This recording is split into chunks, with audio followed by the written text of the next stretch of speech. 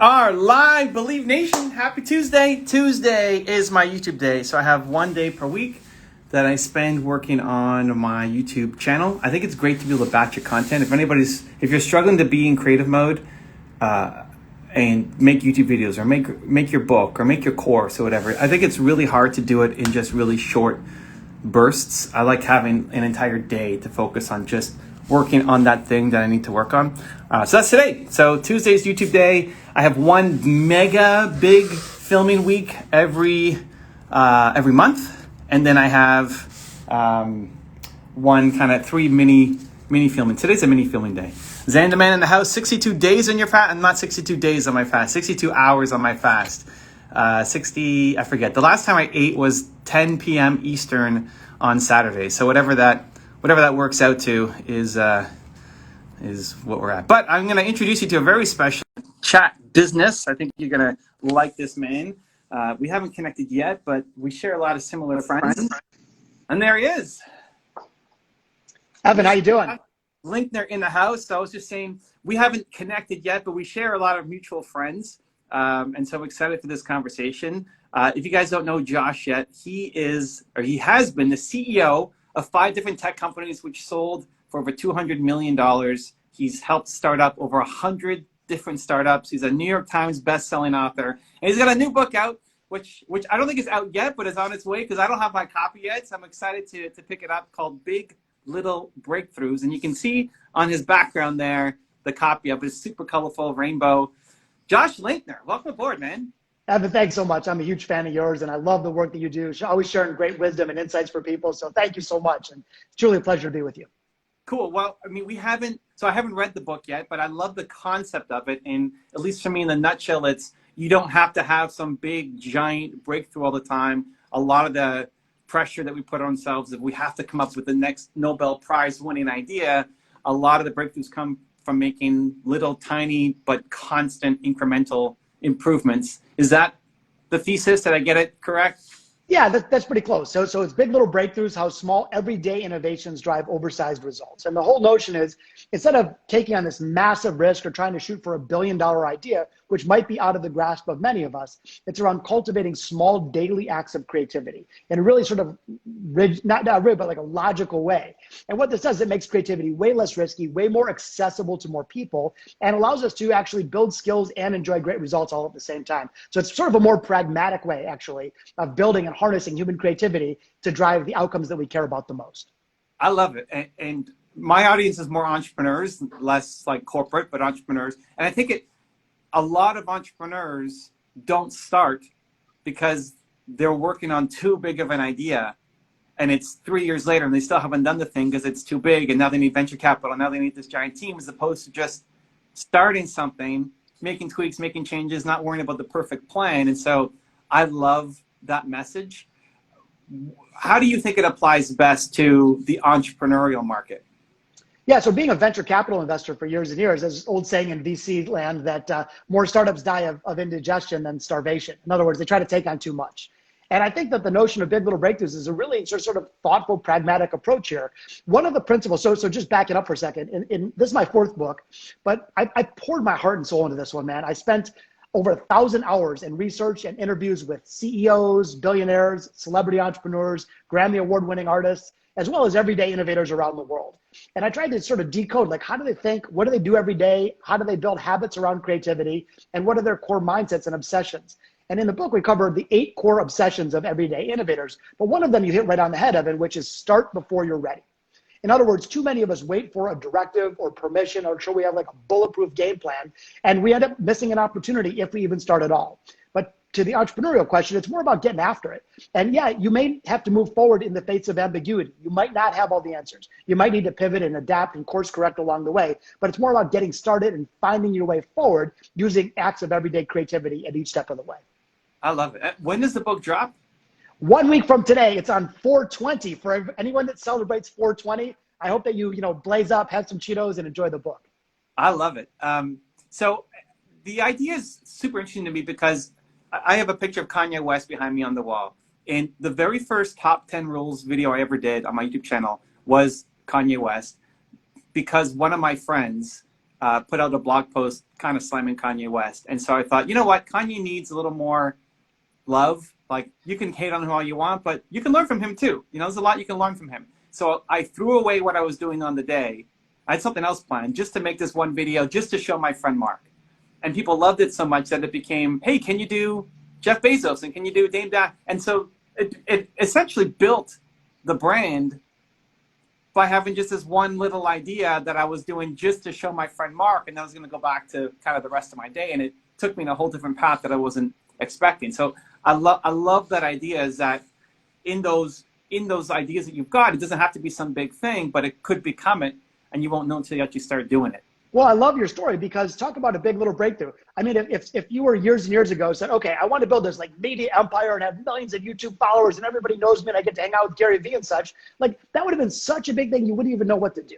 But you're like, okay, I have an idea. I'm going to compilate the insights from Kanye West. And then you did Bezos, and it started to build on itself. And so that is much more often the way innovation and success occurs. It's not waiting around for the perfect lightning bolt of inspiration from the heavens. It's more about getting after it, experimenting along the way, tweaking and adapting, and ultimately using your creativity like on a daily basis to forge ahead and ultimately win, as you have. How much is non-judgment around the ideas important? Like, I didn't expect that to be some huge thing. I thought it would just be a one-off that was actually a waste of time, but I just cared about my friend Mark, so we did it. But I've had a lot of other things that I've tested that just never go anywhere too, but I'm not attached like this has to be the next idea. Well, there's two core principles in the book I just want to touch on. So by the way, the first half of the book is heavy into neuroscience and research, and there's really, it's not like boring research, it's fun, but really it communicates that we all as human beings can be creative. Like every one of us living, breathing are hardwired to be creative. That's our natural state. But anyway, the back half of the book are these core eight big ideas. One of them is called fall 7 times, stand 8. Which is a Zen, I borrowed the term from a Zen proverb, but it's the notion of recognizing that setbacks and mistakes are part of the process. You're never going to end up with good ideas unless you have a tolerance for some bad ones along the way. And it's not just dogged persistence, but it's rather the creative resilience. It's like fusing creativity with resilience. So when you have those inevitable setbacks, you're able to overcome them. But the other thing that kind of brought to mind is one of the other principles is called open a test kitchen. So as you probably know, many food companies have a test kitchen where they get to like tinker and play with different food things before serving it to real customers. Instead of thinking of innovation or big breakthroughs as like, hey, I'm just going to try something and bite my lip and hope it doesn't, burn the company down. It's a notion of testing lots of little things. It's that constant experimentation mindset, recognizing that many experiments won't work out, and the ones that do, you just double the size of those, double the size of those. So instead of like these wild, high-risk swings, it's a much easier, more accessible way to pursue greatness, really. Lots of little experiments, as you did. Some worked out well, some didn't. You doubled down on the ones that worked, discarded the ones that didn't. Yeah, so there was a song by Shania Twain, the country, I'm Canadian, she's Canadian. I'm not that big a country fan, but No One Needs to Know. And I put that song on my Instagram, and nobody knew what that song was. And it just upset me that nobody knew what the song was. So the rest of the day became dedicated to Shania Twain. Everybody needs to know this song. And I challenged people to a Shania Twain dance challenge, where I'd be DMing people for the whole day, like, hey, dance to this song, and I'll share it to my Instagram.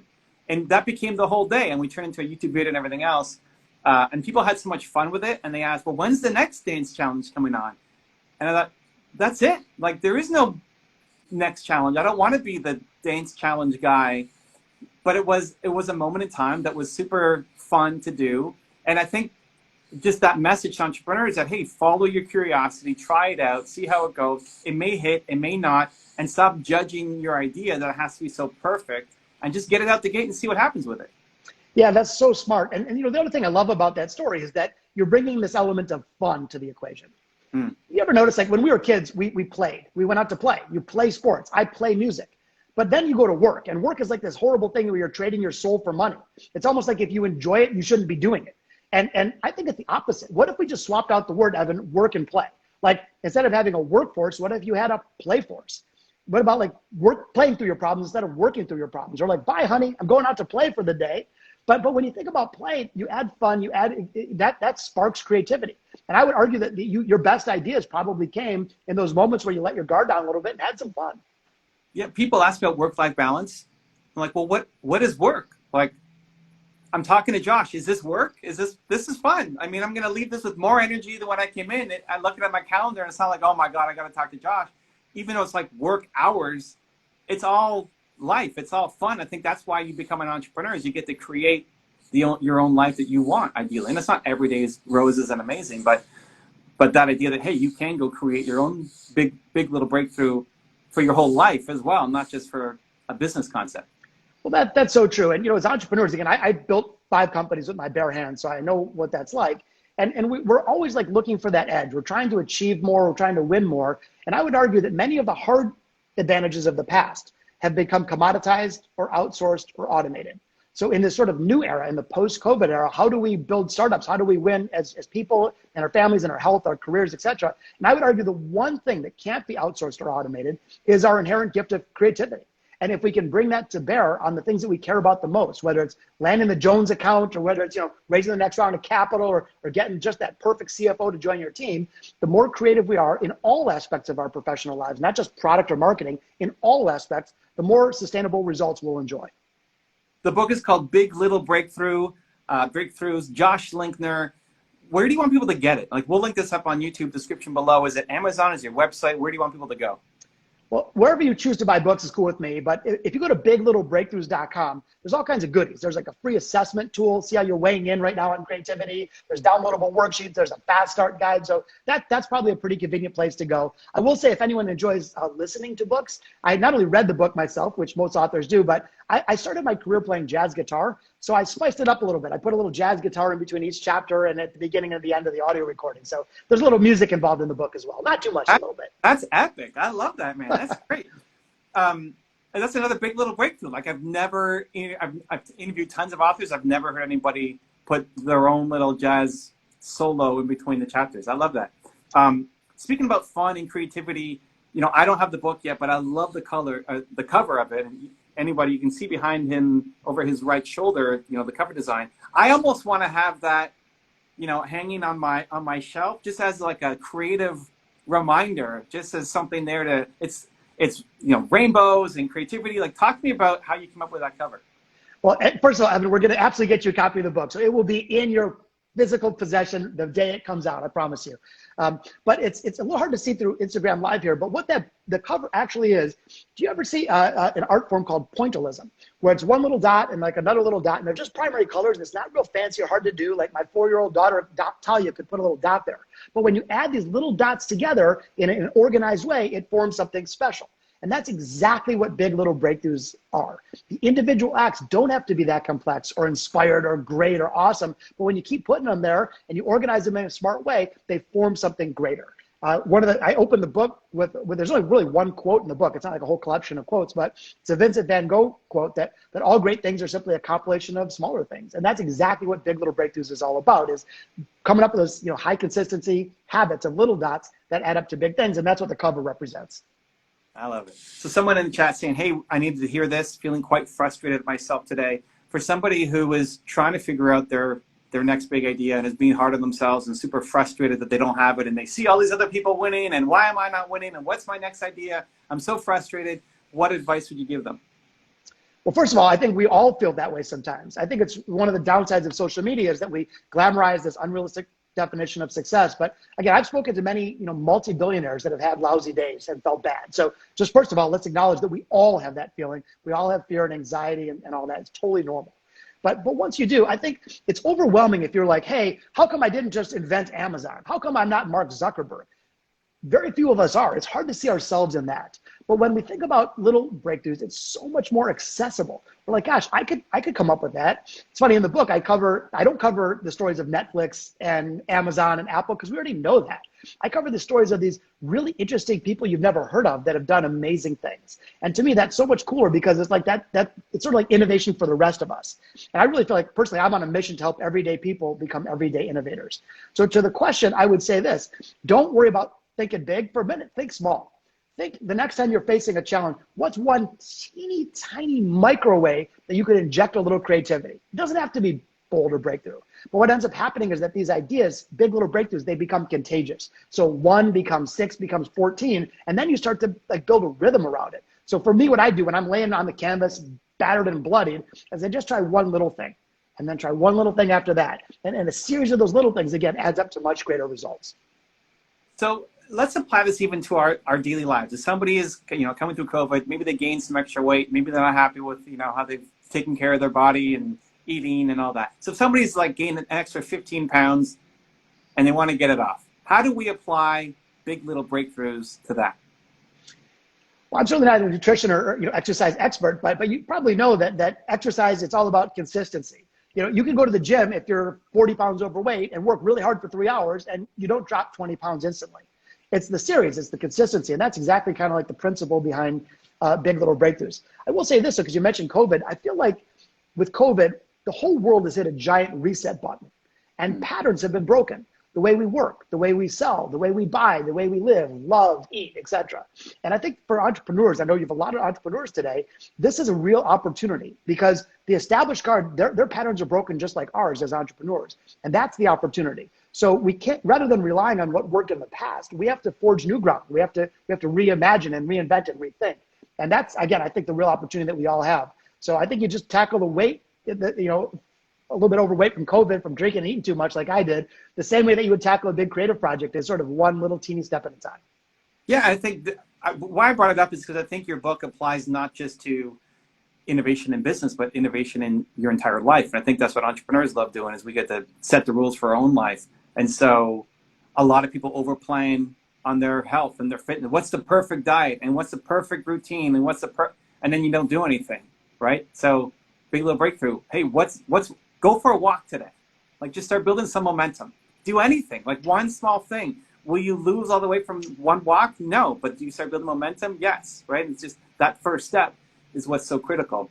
I really totally agree with you. And, it's funny, I kind of collect big little breakthroughs. People send me stuff all the time. And here's a couple examples because we really haven't talked about examples. So, how do you cool a glass of white wine? I've always wondered this because you don't want to put it in the refrigerator too long because you want to drink it now. You can't put ice cubes in it. It dilutes it. You know how you do it? Frozen grapes. Boom. Big little breakthrough in action. Wine tastes great, cools it right off. So, the point is that we can apply creativity in every aspect of life. One of the stories that I covered in the book is a guy named Frank Serrano. So Frank, he lives in St. Louis. He had a pothole appear outside of his house. So he diligently calls the road commission, complains, they do nothing. So he sends an email and he goes on social media and months go by, they do nothing. So finally he decided, let's do something creative. So on the 3rd month anniversary of this pothole's existence, he places a piece of birthday cake on it, lights a 3 candle for his 3 month, sings it happy birthday, films it, releases that on social media, people chuckle, it bounces around, gets to the road commission, pothole is fixed in 24 hours. So my only point here is that we don't have to only apply this if we're like trying to raise a C round of capital for $40 million.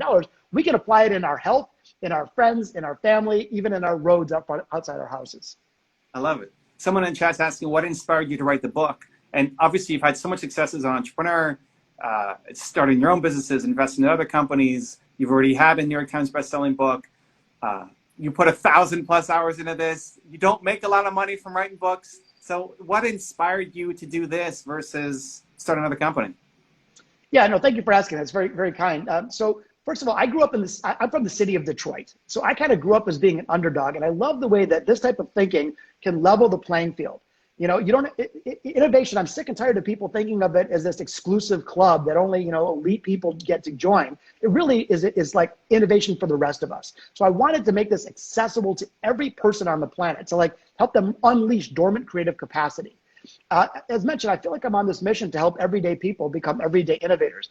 Think about this, Evan. Think about how high leverage of an activity it is to just bring a little more creativity to the world.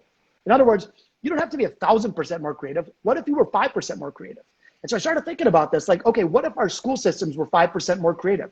We could have massive gains in educational outcomes. What if our planet was 5% more creative? Think about the environmental impact. Think about the impact on public safety and health and business and careers and family and community. So I just started thinking that if there are all these people walking around the planet with dormant creative capacity, and I could help them unlock even a little bit, the world is a better place. And I'm so excited about the book. Honestly, commercial success is less important to me on the book. I just want people to embrace it because I really believe in my soul that this is going to make the world a better place.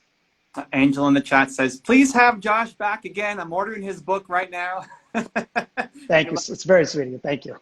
How do we inject more purposeful creativity into our life? I say that because most people, I think, have a routine, and it's just kind of the same thing, wake up and same thing, and wake up and same thing. What's a big little breakthrough that people can inject into their daily routine? Yeah, so I really actually covered, there's a whole chapter in the book about habits. I study the habits of people like Lady Gaga and Lin-Manuel Miranda and Steven Spielberg and sort of decode that. I even share my own habits. I do a 5-minute a day creativity warm-up. 5 minutes, that's it. And I can just walk you through real quickly. One of the things I do is I guzzle the creative inputs of others. They always say in software engineering, if you want to change the outputs, you got to change the inputs. So I literally spend 1 minute a day. I might watch a live jazz performance on YouTube. I might start a beautiful painting or read a poem out loud, just sort of bathe in other people's creativity.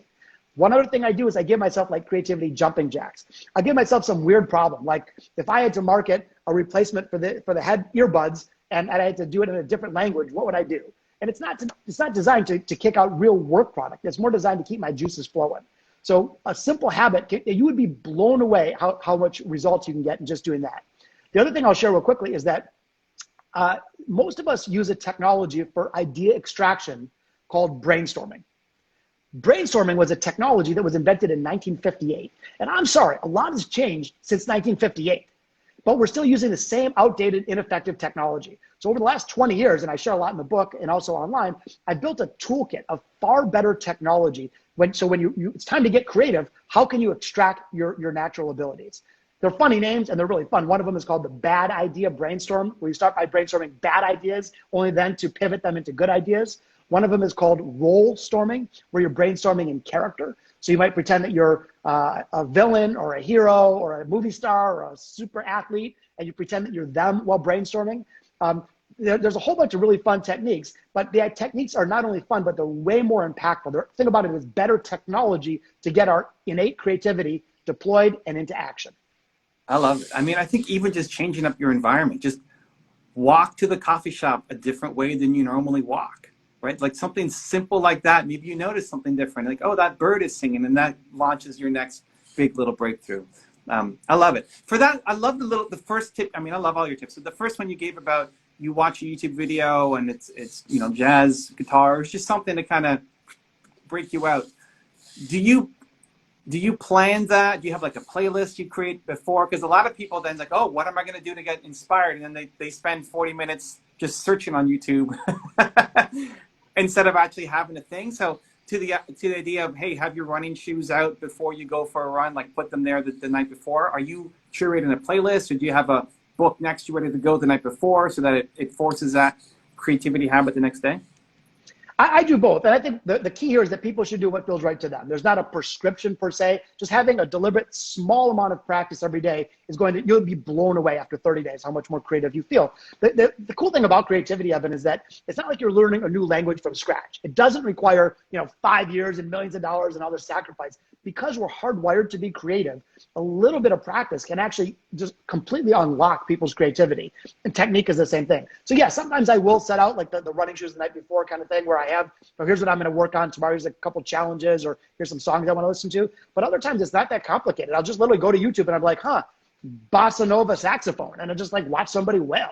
And so I don't think we need to overthink it. I think it's more about a matter of just like getting your juices going and keeping it consistent. Just one other quick thing I just want to share, because it's amazing how technology, I call it technology. I hate the term brainstorming. It's like so just fingernails on a blackboard to me. I like idea jamming better. But anyway, check this out. So this technology I was talking about called role storming. Let's say we're in a meeting and there's 5 of us, and you come up with a good idea. Well, the other 4 of us all of a sudden become the instantly appointed idea police and tell you all the reasons that the idea is not going to work. And that's just how it works. And so what happens in most brainstorming sessions is people share their safe ideas, but they hold their crazy, cool, big ones back because they don't want to look foolish or they don't want to offend somebody. Anyway, role storming removes the fear, because fear and creativity cannot coexist. So in role storming, Evan, let's say you're playing the role of Steve Jobs. No one's going to laugh at Steve for coming up with a big idea. They might laugh at Steve for coming up with a small one. So now you, AKA Steve, right there on your wall, you're totally liberated. Like you can say anything you want, no fear whatsoever. So real quickly, I just did this with a group of executives one time at Sony Japan. I met this guy. He was the stiffest human being I've ever met, like dark suit, white shirt, tie, like stiff as a board. Anyway, we got him role storming as Yoda. And I have never seen personal transformation like this. This dude's jacket's off, his tie's undone. He's like leaping around the room. And the whiteboards were filled with ideas. So here's a guy who would not identify himself as a creative person, gave him a little bit of permission, gave him a new role, and he was unshackled. I didn't teach him to be creative. He had that inside him all along. So the cool thing, again, is that we all have that inside of us. I just try to help people extract it. I love that. One of the things I love doing with my son is put him in charge. Like, he's the adult for the next hour, and we'll do whatever you want to do. Awesome. This is the crazy things it comes up with. And just to that question, that point, are there activities that you can do or that are in the book that you can do with somebody else, whether that's your spouse, your kids, your business partners, a friend, like, so you're having the idea, I forget what you said, but like the idea with somebody or the creativity with somebody else. Are there activities, or what would you recommend? Yeah, there's a lot of that. So again, my background is originally, before doing tech startups, was a jazz musician. And jazz, whether you like listening to it or not, is that it's like this spontaneous art form. We could play it together every night, the same song. It's always different every night. It's like we're a conversation. It's unscripted. But in jazz, it's not. What happens is this co-creation process. In other words, I might play something on guitar, and let's say it's not even that good, but the bass player hears a little something and picks up on it, and then the drummer grabs the rhythm on the cymbal, and then you on the saxophone pick up on that and wail a solo to the delight of the crowd. Well, you'd say, like, well, who invented that? Who created it? It was really a co-creation process. It was collaborative. And so creativity can sometimes be the lone artist in their log cabin writing the great American novel, but it's better, I believe, when there's collaboration and you're riffing off of one another. So yeah, in the book, I actually share a few techniques from the world of music as well as the world of business to help nurture that collaborative creative process. I love it. Well, Josh, I could talk to you all day, man. Guys, go pick up the book, Big Little Breakthroughs. YouTube will link that up in the description below. I'm getting my copy together to inspire more creativity. Appreciate you, man. Thanks for coming on. Best of luck on the book, and can't wait to see this one become a New York Times bestseller as well. Thanks so much, brother. Really a pleasure to be with you. And I'm sending you a book today. All right. I love it. Much love, everybody. Thank you, Josh. Cheers. Cheers.